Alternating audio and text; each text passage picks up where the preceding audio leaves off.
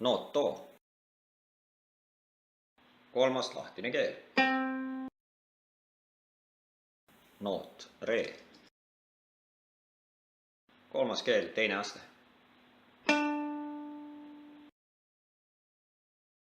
Noot mi. Teine lahtine keel. Noot fa. Teine keel, esimene aste.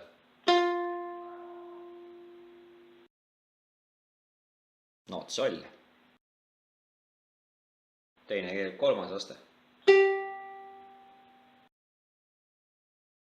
Noot la. Esimene lahtine keel.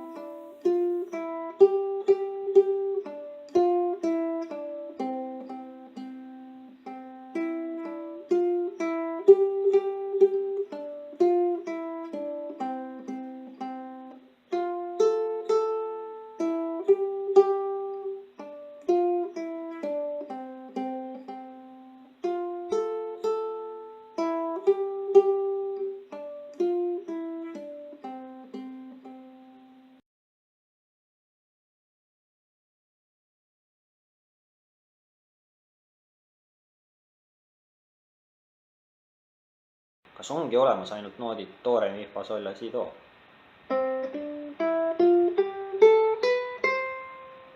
Aga mis on need noodid, mis siia vahele jäävad? Kas neid ei kasutatagi?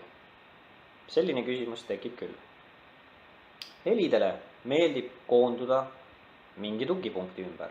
Näiteks C-tuuris ehk do mažooris koonduvad helid C ehk do noodi ümber.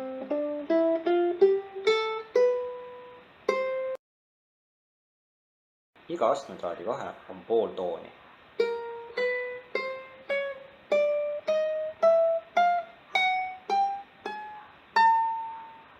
Ja selgub, et kui analüüsida ära üks tuur ehk mažoorhelistik, siis astmete vahe on terve toon, pool, terve toon, pool. Kui analüüsida ära minoorhelistik, on heliastmete vahe terve toon, pooltoon, terve toon, pooltoon, terve toon. Selleks, et mängida palasid teistes helistikes, tuleb appi võtta alteratsioonid.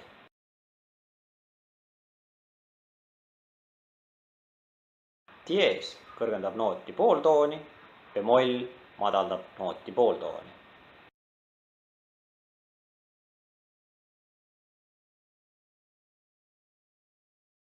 Ja selgub, et kui me võtame algusnoodiks mõne teise noodi, mitte do ehk C, siis peame hakkama kasutama alteratsioone, et säiliks samasugune tuur või moll helistiku tunnetus.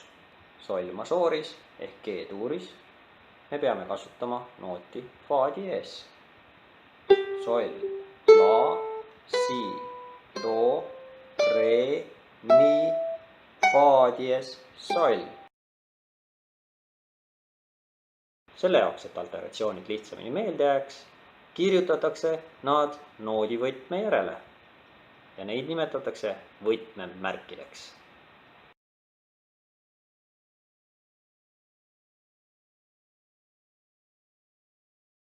Antud helistikus, kus sul esineb võtmemärk, tuleb meelde jätta, et kõik võtmemärgis olevad noodid on kas vastavalt kõrgendatud või madaldatud.